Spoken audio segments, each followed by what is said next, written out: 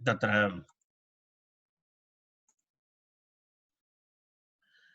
अपवाद प्रत्ययः अणु अपवादः इति अस्ति। तत्र अणु अपवादः इत्युक्ते पितृष्वसु पितृष्वसा इति शब्दात् अपत्यार्थे छन् प्रत्यय पितृष्वसा इति पितृस्वसा किं वदन्ति भवन्तः किं वदति मराठी भाषायां हिन्दी भाषायां बुआ बुआ इति वदति पितृस्वसा इति पितृष्वसा तस्याः अपत्यं पितृष्वसुः अपत्यम् इत्यर्थे किं भवति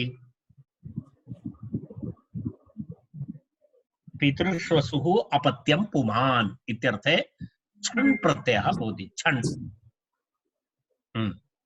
छन् प्रत्ययः भवति। छन् प्रत्ययः भवति चेत् किं भवति आयनेयीनीयानां पटकचकां प्रत्ययादीनाम् इति सूत्रेण तत्र छ इत्यस्य स्थाने ईय आदेशः भवति। ईय आयनेयीनीयानाम् इति सूत्रं पश्यतु। आयनेयीनीयसूत्रेण किं भवति पितृष्वस् प्रातिपदिकं किमस्ति पितृष्वस्र स्वस्र पितृष्वस्र इति प्रातिपदिकं तस्मात् छन् प्रत्ययः नकारस्य लोपः छ पितृष्वस्र ईय छ प्रत्ययस्य स्थाने ई आदेशः आयनेयीनीयः इति सूत्रेण छ प्रत्ययस्य स्थाने ईय आदेशः तर्हि किं भवति पैतृष्वस्र ईय आदिवृद्धि तु भवत्येव तर्हि पितृष्वस्र पैतृष्वस्र अभवत् पैतृष्वस्र ईय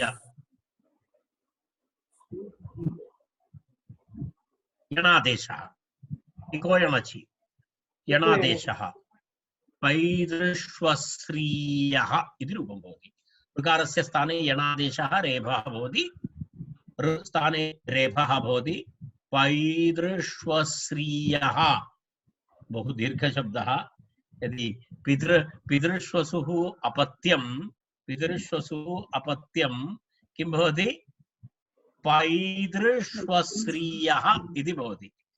पितृष्वसुः यदि कोऽपि मम पैतृष्वस्रीयः आगतः इति वदति चेत् पुनः किञ्चित् सत्वरं जलं पातव्यं भवति श्रान्तता भवति तादृश दीर्घशब्दः। हिन्दी भाषायां केवलं वर्णद्वयं द्वच् अस्ति बुआ द्वच् अस्ति बुआ इति द्वच् अत्र तु बहु दीर्घशब्दः अस्ति पितृष्वसा इति। अहमपि जलं पीतवान्। अग्रे गच्छामः। अग्रिममस्ति ठकिलोपः इति। अर्थात् पितृष्वस्य शब्दात् यदि अपत्यार्थे ठक् प्रत्ययः भवति चेत् पितृष्वसुः अन्त्यस्य लोपः स्यात् इत्यर्थः। ठकिलोपः पितृष्वसु शब्दात् यदि ठक् प्रत्यये परे किं भवति पितृष्वसुः अन्त्यस्य किं भवति लोपः भवति। अन्त्यस्य लोपः इत्युक्ते अन्त्यस्य वर्णस्य लोपः भवति अन्त्यस्य ऋकारस्य लोपः भवति। कस्मिन् प्रत्यये परे ठक् प्रत्यये परे पितृष्वसु शब्दस्य अन्त्यस्य लोपः इत्युक्ते पितृष्वस्र इति शब्दः तस्य शब्दस्य प्रातिपदिकस्य अन्त्यस्य लोपः इत्युक्ते अन्तिम ऋवर्णस्य लोपः भवति इत्यर्थः। ऋवर्णस्य लोपः भवति इत्यर्थः। पश्यतु एतदत्र एकः कौतुकविषयः किमस्ति इत्युक्ते पितृष्वसु शब्दात् ठक् प्रत्यये परे इति उक्तम्। इदानीं प्रश्नः एषः पितृष्वसु शब्दात् ठक् प्रत्यय विधायकं सूत्रं किमस्ति? पितृष्वसु शब्दात् केन सूत्रेण ठक् प्रत्ययः भवति? तद् भवति चेदेव अत्र लोपः भवति खलु। ठक् प्रत्यय विधायकं सूत्रं नास्ति।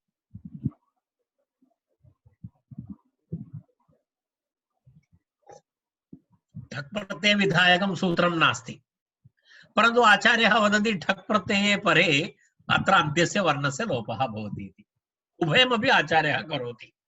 इत्युक्ते ठक् प्रत्ययस्य विधानम् अकृत्वा अत्र वदति सूत्रे ठक् प्रत्यये परे ऋकारस्य अन्तिमवर्णस्य लोपः भवति इति किञ्चित् कौतुकास्पदं कार्यम् एतत्। तेन कारणेन किं स्वीकरणीयम् इदानीम् अस्माभिः? अत एव ज्ञापकात् ठक् इति। अन्यथा इदानीं ज्ञापकरूपेण एतत् सूत्रं स्वीकरणीयम् अस्माभिः। कथं ज्ञापयति एतत्? यदि पितृश्वश्रु शब्दात् ठक् प्रत्ययः एव न भवति तर्हि आचार्यस्य इदं सूत्रकरणं वचनकरणं व्यर्थम्। स्पष्टं? यदि ठक् प्रत्ययः न भवति तर्हि पुनः इदं सूत्रं किमर्थम्? इदं सूत्रं व्यर्थम्। सूत्रं व्यर्थो भूत्वा किं ज्ञापयति? पितृश्वस्य शब्दात् ठक् प्रत्ययः अस्ति इत्येव। तथा ज्ञापकसिद्धमस्ति एतत्। अत्र प्रत्ययः ज्ञापकसिद्धः प्रत्ययः, ज्ञापकेन स्वीकर्तव्यं भवति। उपायः अन्यः नास्ति। अर्थात् तत्र किं नास्ति? तत्र भिन्नं तत्र नास्ति, भिन्नं सूत्रं नास्ति। ठक् प्रत्यय विधानाय ठक् प्रत्यय विधायकं सूत्रं नास्ति। तर्हि तदेव आचार्यः अत्र उच्यते। अत एव ज्ञापक, वयं पश्यामः अत्र बालमनोरमा किं वदति इति पश्यामः। पितृश्वसु अलो अन्त्य परिभाषया अन्त्यस्य लोपः इति। तत् वस्तु ठीक है, पश्यतु अन्त्यस्य लोपः इति ऋग्वर्णस्य लोपः। पितृश्वसुः अन्त्यस्य लोप इति प्रश्नः। ननु पितृश्वसुः अपत्ये ठक् एव दुर्लभत्वात्। पश्यतु तत्र मनोरमां पश्यतु किं लिखितमस्ति। पितृश्वसुः अपत्ये ठक एव दुर्लभत्वात्। ठक् एव न प्राप्नोति अपत्यार्थे। कथं तस्मिन् परे लोपविधिः? कस्मिन् तर्पदे लोपविधिः इत्यादि आह अत एवेति। तेन कारणेन अत्र अत एवेति इति विवरणम्। अत एव ज्ञापकात् ठक् इति। ज्ञापकसिद्ध प्रत्ययः अत्र, ज्ञापकेन स प्रत्ययः सिद्धः।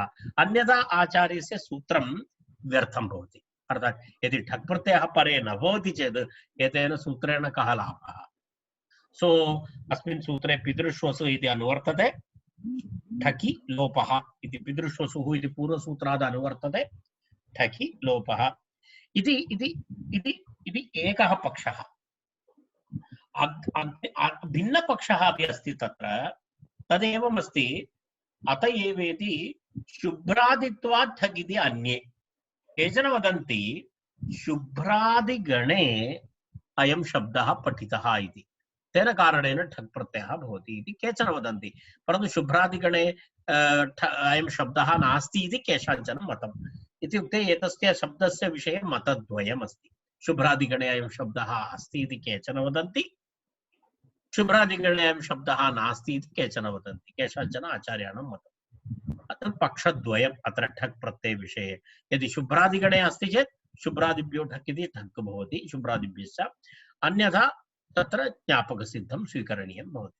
मनोरमाकार सिद्धान्तकौमुदीकारः तु ज्ञापकपक्षे अस्ति। सः तु अन्यपक्षम् अत्र न उक्तवान्। बालमनोरमाकारः अपरं पक्षमपि अत्र दर्शयति इति अत्र पक्षद्वयं। किं किमस्ति? ज्ञापकम् इति अस्ति, अन्यथा तत्र एतत् एवं द्वयम्। अस्तु, पितृश्वसेयः इति रूपम्। पैतृश्वसेयः, पितृश्वसृ ठक्, ककारः इत्त, कित्, किति च इति आदिवृद्धि। पैतृश्वसृ ठकि लोपः इति सूत्रेण अन्त्यस्य ऋकारस्य लोपः।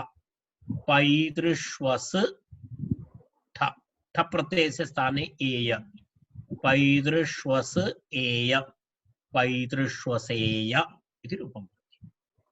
पुनरेकवारं, पितृश्वसृ ठक्, ककारस्य लोपः, पितृश्वसृ ठ प्रत्ययस्य स्थाने एय, आयनेयी, पितृश्वसृ एय, आदिवृद्धि, पैतृश्वसृ एय अनेन सूत्रेण ठगिलोपः इति अनेन सूत्रेण ठगिलोपः अनेन सूत्रेण ऋवर्णस्य लोपः पैतृष्वस् एय पैतृष्वसेय पैतृष्वसेय इति रूपं भवति। पुनः तस्मात् सुप्रत्यये रुक्ते विसर्गे पैतृष्वसेयः इति रूपं भवति। एवमेवं मातृष्वसुश्च इति अग्रिमं सूत्रं समानं। मातृष्वसुश्च पितृष्वसुः यदुक्तं तदस्यापि स्यात् इति उक्तम्। विशेषतया किमपि वक्तव्यं नास्ति। किमस्ति पितृष्वसुः यदुक्तं पितृष्वसुः विषये यद्यदुक्तं तत्सर्वम् अत्रापि अप्लिकेबल। किं किम् उक्तं पितृष्वसुः विषये? पितृष्वसुः विषये किं किम् उक्तं पूर्वं पश्यतु। पितृष्वसुः छण् इति उक्तं, तर्हि मातृष्वसुः अपि छण् भवति।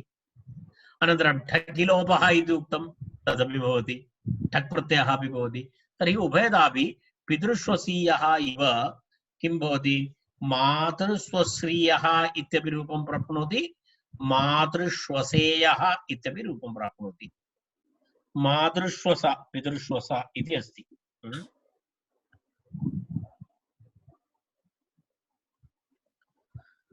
मातृश्वस इति किं भवति भवन्तः?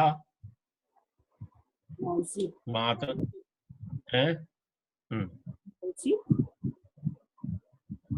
किं भवति? मौसी इत्यादिकं वदति। मातृश्वसीय मातृश्वश्रियः इति तस्य अपत्यं, मातृश्वसेयः इति अपत्यम् इति रूपद्वयं। मातृश्वसुः अपत्यं भुवन्। प्रक्रिया तु पूर्ववत्, तत्र किमपि न वक्तव्यमस्ति।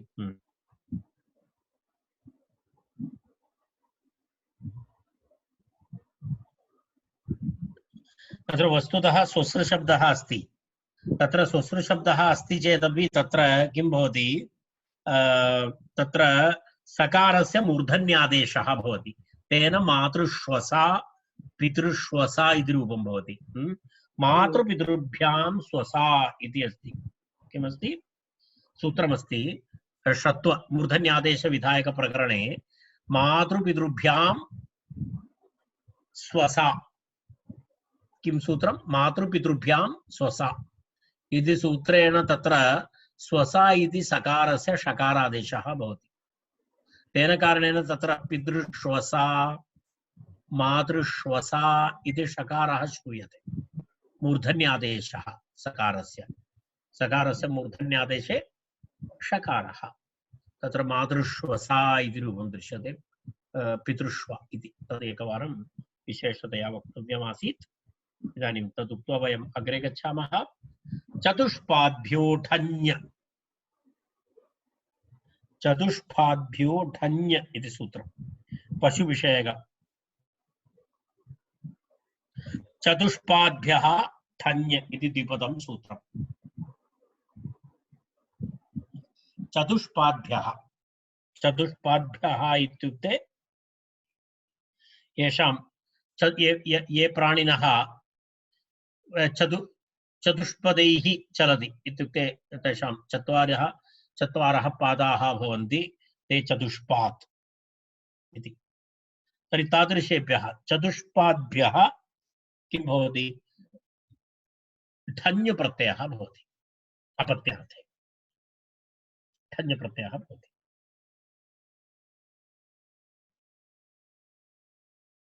अनन्तरं तेन सह इतोपि एकं सूत्रमपि मिलित्वा पठनीयं। तदनन्तरं वयम् अग्रे गच्छामः। चतुष्पाद्भ्यः ढञ् इति सूत्रस्य अर्थः स्पष्टः जातः। चतुष्पादः पशवः मनोरमां पश्यतु।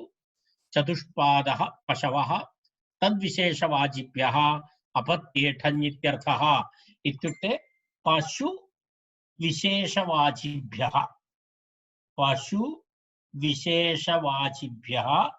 अपत्ये अर्थे ढञ् प्रत्ययः भवति इति। सूत्रार्थः उपरि नास्ति, तत्र तु केवलं दत्तम्। अर्थः मनोरमायाम् अस्ति। मनोरमायां पठतु। चतुष्पादः पशवः तद्विशेषवाचिभ्यः अपत्ये ठञ् इत्यर्थः अपत्ये ठञ् इत्यर्थः ठञ् प्रत्ययः भवति। अग्रिमं सूत्रं ठे लोपो अकद्रुवा इति सूत्रं किमस्ति?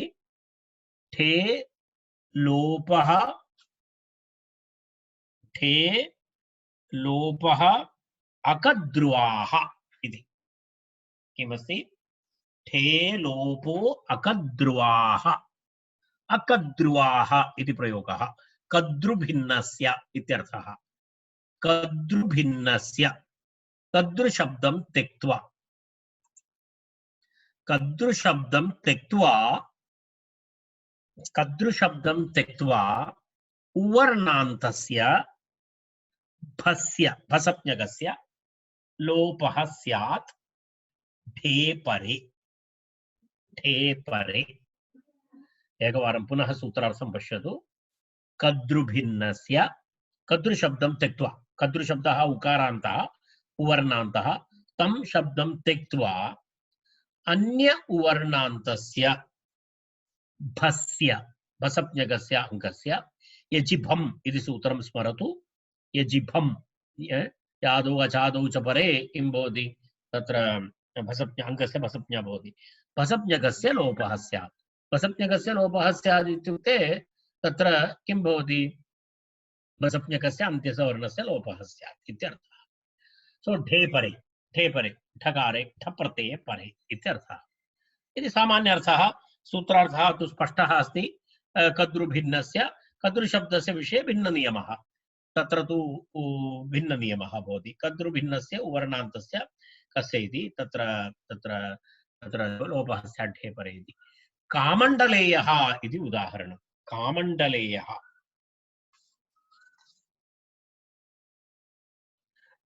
कामण्डलेयः इति कमण्डलोः अपत्यम् इति विग्रहं। कमण्डलोः अपत्यं तत्र तदन्तविधिः अस्ति। भस्य लोपः इति तदन्तस्य भस्य भसप्ञकस्य तदन्तस्य लोपः भवति इति तत्सर्वं भवन्तः जानन्ति।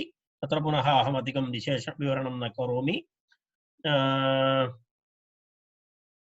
तत्र कमण्डलु कमण्डलु इति अलोन्त्यस्य इति तत्र नियमः। अग्रे गच्छामः। अलोन्त्यस्य इति अन्त्यलोपः। ओर्गुणस्य ओर्गुणः इति सूत्रमस्ति। एतत् सर्वं मनोरमातः वदन् अस्मि। भवन्तः मनोरमां पश्यन्तु। पश्यतु तत्र कन्द्रुभिन्नस्य इति तत्र पश्यतु भस्य इदम् अधिकृतम् ओर्गुणः इत्यतः ओर्गुणः इति। अनन्तरं किमस्ति? अलोन्त्यस्य अलोन्त्यपरिभाषा अलोन्त्यपरिभाषानुसारम् अलः अन्त्य षष्ठीनिर्दिष्टस्य अन्त्यस्य अलः इति अन्त्यलोपः ओर्गुण अपवादः। ओर्गुण अपवादः ओर्गुणः इति सूत्रं वयं जानीमः। तस्य अपवादसूत्रमस्ति एतत्। कामण्डलेयः इति उदाहरणं। कामण्डलेयः कामण्डलेय शब्दस्य कः अर्थः? तत्र कमण्डलु इति शब्दः प्रातिपदिकमस्ति। कमण्डलु कस्यचित् पशुविशेषस्य नाम अस्ति कमण्डलु। कमण्डलु इति ऋषेः हस्ते यद् पात्रं भवति तस्यापि कमण्डलु इति वदति। परन्तु तद् कमण्डलु नास्ति। अत्र पशुवाची शब्दः एषः कमण्डलु।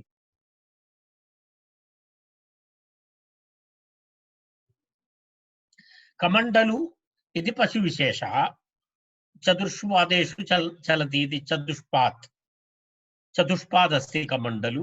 तेन कारणेन कमण्डलोः अपत्यम् इत्यर्थे पुमान् इत्यर्थे तत्र ठञ् प्रत्ययः चतुष्पाद्भ्यो ठञ् इति सूत्रेण ठञ् प्रत्ययः।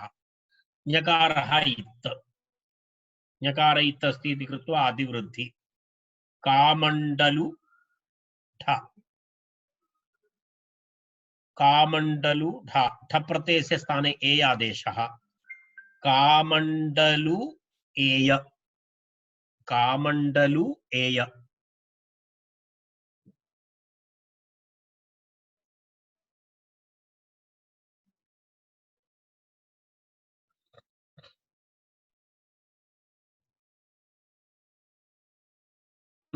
अस्तु कामण्डलु एय।